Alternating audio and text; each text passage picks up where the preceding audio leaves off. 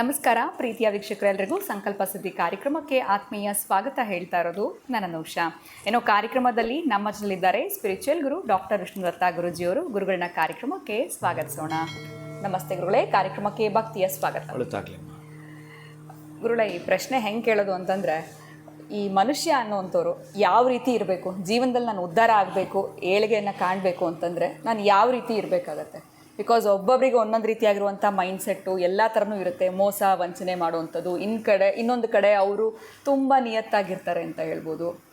ಏನೋ ಮಾತು ಕೊಟ್ಟಿರ್ತಾರೆ, ಉಳಿಸ್ಕೊಳ್ಳುವಂಥದ್ದು. ಇನ್ನು ಕೆಲವರು ಇಲ್ಲ ನಾನು ಹೇಳೇ ಇಲ್ಲ ಅಂತಾರೆ. ಈ ಥರ ಎಲ್ಲ ಇರ್ತಾರೆ.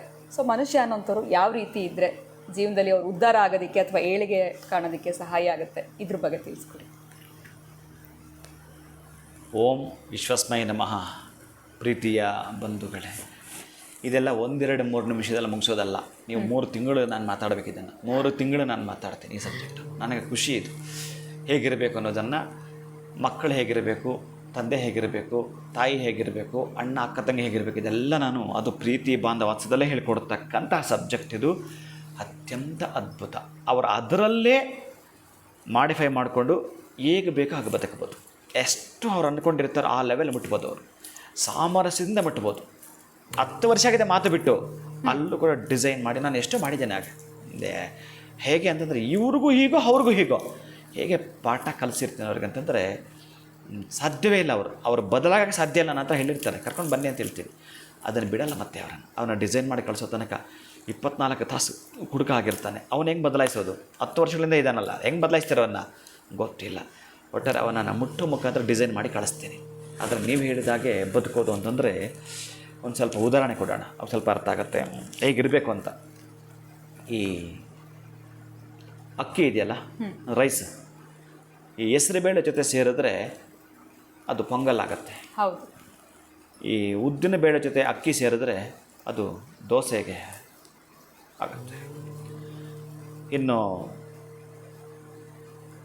ತೊಗರಿ ಬೇಳೆ ಜೊತೆ ಅಕ್ಕಿ ಸೇರಿದ್ರೆ ಬಿಸಿಬೇಳೆ ಭಾತ್ ಆಗುತ್ತೆ. ಇನ್ನು ಅರಿಶಿನ ಜೊತೆ ಸೇರಿದ್ರೆ ಅಕ್ಷತೆ ಆಗುತ್ತೆ.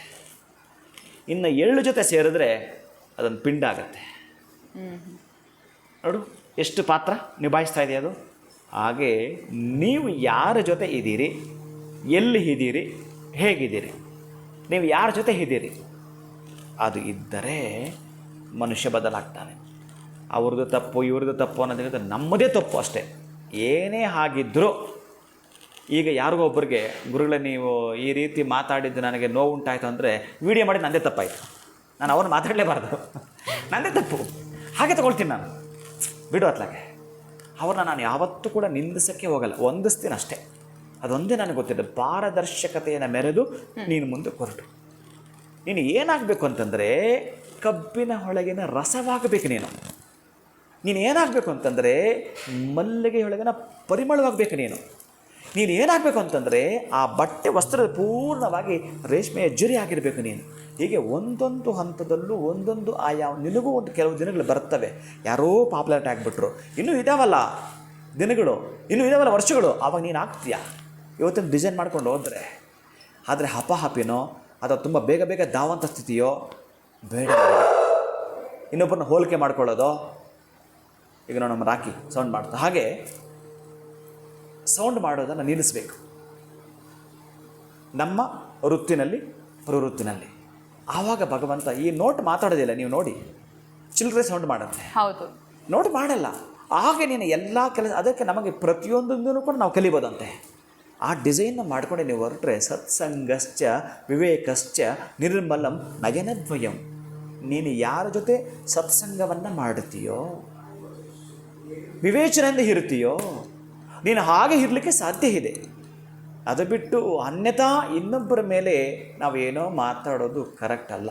ಇನ್ನೊಬ್ಬರನ್ನು ನಾವು ಜರಿಯುವುದು ಅಲ್ಲ. ಇನ್ನೊಬ್ಬರ ಮೇಲೆ ನಾವು ಬರೆಯುವುದು ಸಾಧ್ಯವಾದರೆ ಮಾಡಿಕೊಡ್ತಕ್ಕಂಥ. ಅದಕ್ಕೆ ನಾನು ಹೇಳ್ತೇನೆ, ದೇಹೋ ದೇವಾಲಯ ಪ್ರೋಕ್ತೋ ಜೀವೋ ದೇವಸ್ಸನಾತನಃ ತ್ಯಜೇದ ಜ್ಞಾನಿ ನಿರ್ಮಾಲ್ಯಂ ಸ್ವಭಾವೇನ ಪೂಜೆಯೇತು. ನೀನು ಎಲ್ಲೆಲ್ಲೋ ಹುಡುಕಬೇಡ ದೇವರನ್ನು, ಸ್ವಲ್ಪ ಬಾಗಿ ನೋಡು.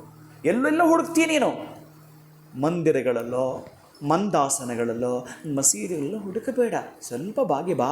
ನೀನು ಹೃದಯ ತಕ್ಕಡಿ ಒಮ್ಮೆ ತೆರೆದು ನೋಡು, ಅಲ್ಲಿ ಅವನು ತುಲನೆ ಮಾಡಿ ಹಿಡಿತಿರ್ತಾನೆ. ಬಾ, ಅವನದ್ದು ಈ ಒಂದು 2 kg 2 kg ಕಲ್ಲಿದೆಯಲ್ಲ ಅದು ಅವನು ಚೇಂಜ್ ಆಗಲ್ಲ.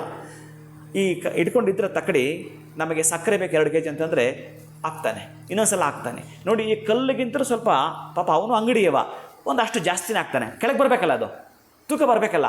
ಹಾಗೆ ನಾವು ಸೇವೆಯಲ್ಲಿ ಸೇವಾ ಭಾವನೆಯಲ್ಲಿ ಹೊರಟ್ರೆ ಅವ ನಮಗೆ ಕೊಡೋದು ಹಾಗೇ ಸ್ವಲ್ಪ ಜಾಸ್ತಿನೇ ನಮಗೆ ಶ್ರೇಯಸ್ಸನ್ನು ಕೊಡ್ತಾನೆ, ಸ್ವಲ್ಪ ಜಾಸ್ತಿನೇ ನಮಗೆ ಆಯಸ್ಸನ್ನು ಕೊಡ್ತಾನೆ, ಸ್ವಲ್ಪ ಜಾಸ್ತಿನೇ ನಮಗೆ ಆರೋಗ್ಯವನ್ನು ಕೊಡ್ತಾನೆ, ಸ್ವಲ್ಪ ಜಾಸ್ತಿ ನಮಗೆ ಐಶ್ವರ್ಯವನ್ನು ಕೊಡ್ತಾನೆ. ನಿನ್ನ ಆ ಭಾವನೆ ಇಲ್ಲ ಅಂತಂದರೆ ಕಲ್ಲ ಮನಸ್ಸು ನಿನ್ನದಾಗಿದ್ದರೆ ಕಲ್ಲು ಹಾಗೆಯೇ ಉಳ್ಕೊಳ್ತೀಯ. ನೀನು ಯಾರಿಗೂ ಉಪಯೋಗ ಬರಲಿಕ್ಕೆ ಸಾಧ್ಯವೇ ಇಲ್ಲ. ಉಪಯೋಗ ಬರಬೇಕು ಅಂತಂದರೆ ನಿನ್ನನ್ನು ಡಿಸೈನ್ ಮಾಡ್ಕೋಬೇಕು. ಯಾರೋ ನಿನ್ನನ್ನು ನೀನೇ ಮಾಡ್ಕೋಬೇಕು. ನಿನ್ನ ಭವಿಷ್ಯಕ್ಕೆ ನೀನೇ ಭಾಷ್ಯಕಾರನಾಗ್ತೀಯ. ಅದಕ್ಕಾಗಿ ಮನುಷ್ಯ ಅನ್ನೋನು ಹೇಗಿರಬೇಕಂತಂದರೆ ಮೌನಂ ಸಮ್ಮತಿ ಲಕ್ಷಣಂ, ಸರ್ವದಾ ನೀನು ಒಳ್ಳೆತನ್ನೇ ಹೇಳ್ತಾ ಬರಬೇಕು. ಅದಕ್ಕೆ ನಮ್ಮಲ್ಲಿ ಒಂದು ಮಂತ್ರ ಕೂಡ ಉಂಟು, ವೈಷ್ಣವಾನಾಂ ವಿಶೇಷೇಣ ಪರತ್ರ ಹಿತಮಿಚ್ಚತಾಂ ಅಂತೂ ಕೂಡ ಹೇಳ್ತಾನೆ. ಅಂತಹ ವಿಶೇಷತೆಯ ಗುಣಗಳೇ ನಿನ್ನದಾಗಿರಬೇಕು. ಪ್ರೀತಿಯ ಬಂಧುಗಳೇ, ನಿಮಗೆಲ್ಲರಿಗೂ ಕೂಡ ಆರೋಗ್ಯ ಐಶ್ವರ್ಯ ಅಭಿವೃದ್ಧಿಯಾಗ್ತಾ ಮತ್ತು ತಾವೆಲ್ಲರೂ ಕೂಡ ಮಾಡ್ತಾ ಇರ್ತಕ್ಕಂಥ ಈ ನವರಾತ್ರಿಯಲ್ಲಿ ಪಾಲ್ಗೊಳ್ತಕ್ಕಂತಹದ್ದನ್ನು ಮಾಡಿ, ಒಂದು ಸೇವೆಯನ್ನು ಮಾಡಿ, ನಮಗೆ ಏನು ಕೊಟ್ಟಿದ್ದಾನೆ ಆ ಶಕ್ತಿನಲ್ಲೇ ನೀವು ಪ್ರೀತಿ ಪ್ರೇಮ ವಾತ್ಸಲ್ಯದೊಂದಿಗೆ ಮಾಡ್ತಾ ಬನ್ನಿ. ವೃದ್ಧಿ ಅಭಿವೃದ್ಧಿ ಅವ ನಿಮಗೆ ದಯಪಾಲಿಸ್ತಾನೆ. ಖಂಡಿತ ಗುರುಗಳೇ, ನೀವು ಕೊಟ್ಟಂತಹ ಉದಾಹರಣೆ ಮಾತ್ರ ಅದ್ಭುತವಾಗಿತ್ತು ಅಂತಲೇ ಹೇಳ್ಬೋದು. ಮನುಷ್ಯ ಅನ್ನೋನು ಯಾವ ರೀತಿ ಇರಬೇಕು ಅಂತ ತುಂಬ ಅಚ್ಚುಕಟ್ಟಾಗಿ ತಿಳಿಸ್ಕೊಟ್ಟಿದ್ದೀರಾ. ನನಗಂತೂ ಪರ್ಸ್ನಲಿ ತುಂಬ ಇಷ್ಟ ಆಯಿತು. ಬಹಳ ಧನ್ಯವಾದಗಳು ತಮಗೆ. ನಮಸ್ಕಾರ ಗುರುಗಳೇ. ಹರೇ ಶ್ರೀನಿವಾಸ. ಇನ್ನು ವೀಕ್ಷಕರೇ, ಇವತ್ತಿನ ವಿಡಿಯೋ ತಮ್ಮೆಲ್ಲರಿಗೂ ಇಷ್ಟ ಆಗಿದೆ ಅಂತ ಭಾವಿಸ್ತಾ ಮತ್ತೊಂದು ಹೊಸ ವಿಚಾರದೊಂದಿಗೆ ಮುಂದಿನ ವಿಡಿಯೋನಲ್ಲಿ ತಮ್ಮನ್ನು ನಾನು ಭೇಟಿ ಮಾಡ್ತೀನಿ. ನಮಸ್ಕಾರ.